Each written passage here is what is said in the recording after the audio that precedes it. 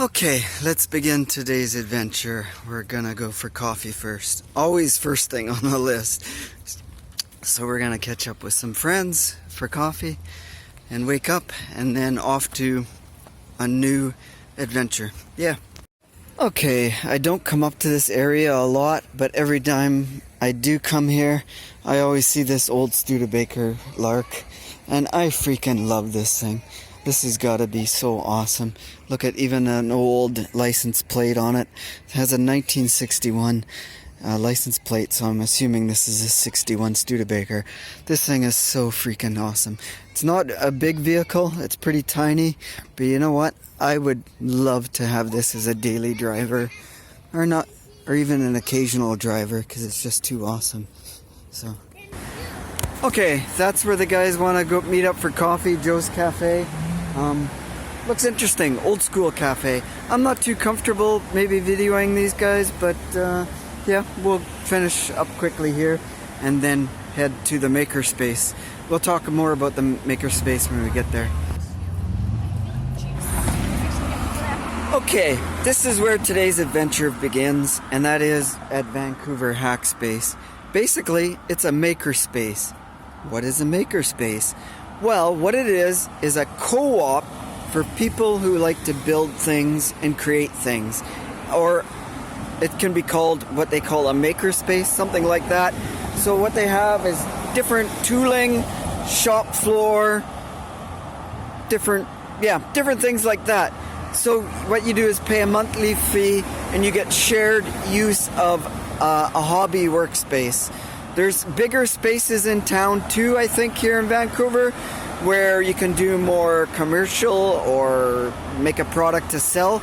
But this one, as far as I'm aware of, could be geared to more towards like a hobbyist. So let's join in with the rest of the guys and go in and see what's in there. Laser warranty voided. Let's go check. Holy smokes. Oh wow, there's a lot of people here. Look at all the people. And video games. Look at. There you go. Oh, they got a side door. Which fall down the stairs. What's it say? You have to sign your life away. I need glasses so I can see. That's what they do? Okay. What kind of filament? PLA, yeah. Wow. I'm gonna have to redo the print though. Looks like I put it in the wrong orientation. Pretty garbage quality. I was kind of praying it would work, but I had to have one of these. oh yeah? And sometimes I'd come home and I'd have a bunch of hair. Because once it misses and you go away, Yeah. it doesn't print on anything. It's just in midair. Use it all out. Yeah. I know what you mean. Yeah. I've been there. It's not a fun thing. So I'd have to sit and make sure I sat there and watched it. Yeah, unfortunately it can be quite expensive. Yeah. So this one's a PLA only? Or that one? I think technically these machines can do Filament? anything, Yeah. but some of them have heated beds and some of them don't. Ah. And some materials require a heated bed to That's get right. good adhesion. So this one shouldn't really do anything other than PLA, but these ones But this do. one's a This one is a heated bed, so it'll do Yeah. anything. Yeah. Mine too had a heated bed, but for some reason it would only do PLA. It wouldn't do anything else. Oh, interesting. The bed just wouldn't get hot for me. Work for you. Yeah. Yeah, I know these have been really quality machines. People at the space actually built It this was one. a lot to do with the air movement. You have to have it blocked in. As soon as you got a breeze blowing, Yeah. you walk by it. Yeah. Just that's enough to throw it off. Oh, really? Yeah. Did you try doing things like putting hairspray on the bed and other things that Oh, yeah. people? Oh. Yeah, none of that stuff worked on. No glue. Yeah. Hairspray. Some sort of a. What really worked good for me was, believe it or not, glue stick. Yeah, I've heard that. Glue stick on there, and then it stuck real good. Yeah. But the filament, some would at the edges would peel up. Oh, weird. So then you would put little tabs Yeah. on the corners. Yeah. It would print tabs. That's what hold that down. It wouldn't work. Yeah. A little grill around the outside. Laser cut chunks of wood. Part of the wheel. And then on the inside, it's all held together with these 3D printed brackets. Oh my god. Oh, right on. So from the outside, it'll just look like that. How big is it? It's maybe 2 meters. Oh, wow. Wow. So that you're building the brackets in here. I'm just printing the brackets right now, and then I'll laser cut the, All those darker colored things in the inside. yeah, all the gray parts are all the brackets. I got a whole bucket full of them here. Wow, holy jeez, It's been a long time, yeah. It's probably like 40 hours of printing. Yeah. Not bad, not bad though. For like months. Yeah. For regular little time. Yeah. But like you said, you got to watch a whole bunch of these prints, so it's hugely time intensive. Yeah. Yeah. Sit there and Or you build something like a paint dry. tower of some sort. Yeah. And at the top, it knocks it over. Yeah. Well, now it's printed like it's printing in midair. yeah, So you come home and you got spaghetti. it can be very frustrating. Yeah. What brought you guys in today?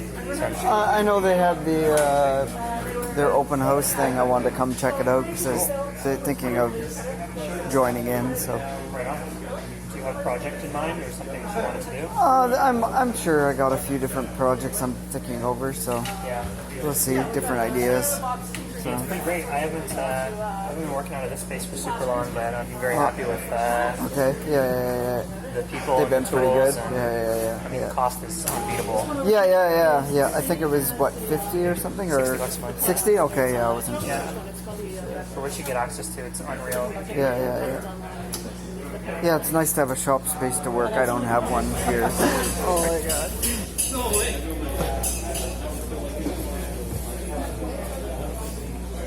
See him crash into something. Careful.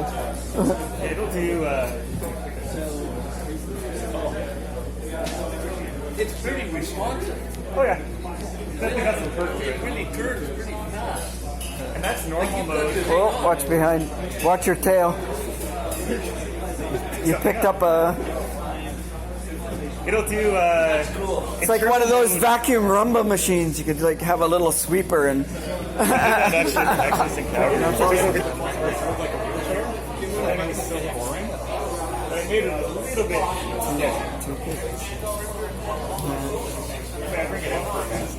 That's funny. Could do different things, beaver, whatever else. Elephant. Or bear, one of those prank bear things. Oh, so yeah, you all added aluminum, So basically, just aluminum tubing. It's pretty small one, yeah. this is just off of our wheelchair. There's 2 pieces of aluminum flat bar bolted to the top of the motors. That's most of your chassis. And then just an aluminum tube running down the spine. Yeah, something simple. And it's all bolted together. Yeah. The Oh no, come on, I see some weld. Giving you a hard time. metal Janet, that was her first TIG weld. Really? Oh wow, First there you one go, ever. her supply.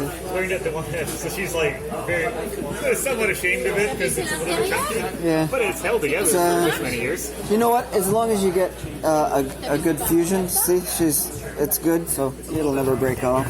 Well, that's the thing. It's been on there for about 4 years now. Yeah, I no. put a 350-pound person on. No, it's fused in. It's been heated enough. You're good. She's good. So yeah, and then the rest of it is, this is a microcontroller. Yeah. So basically a small little computer. It Yeah. just reads off the joystick and then sends the commands off. It's even got a little beaver on there. Yeah, OLED screen. That tells That's me hilarious. X Oh wow, on the that's left pretty cool.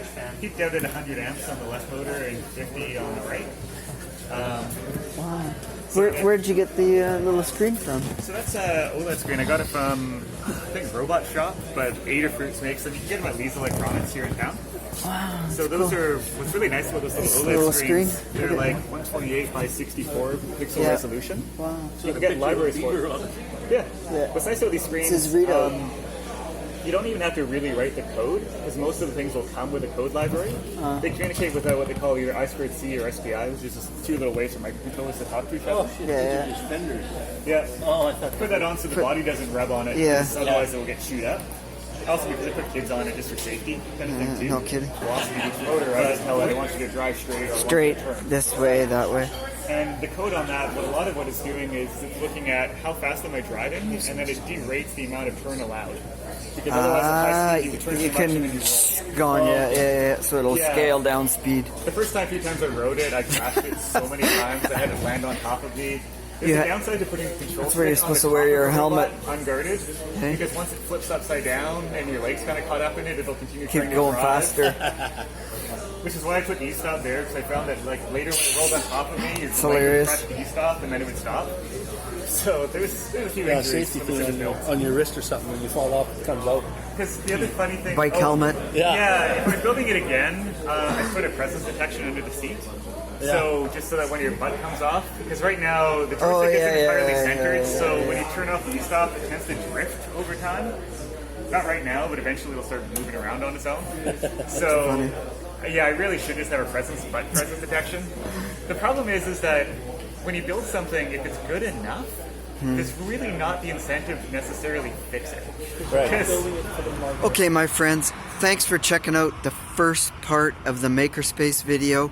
We're going to come back with a second part, and we're going to do a little bit more of a discussion with one of the people that are involved with running the place, and what my thoughts are on the Makerspace, and what it's going to benefit me, and what it could benefit you guys in van life.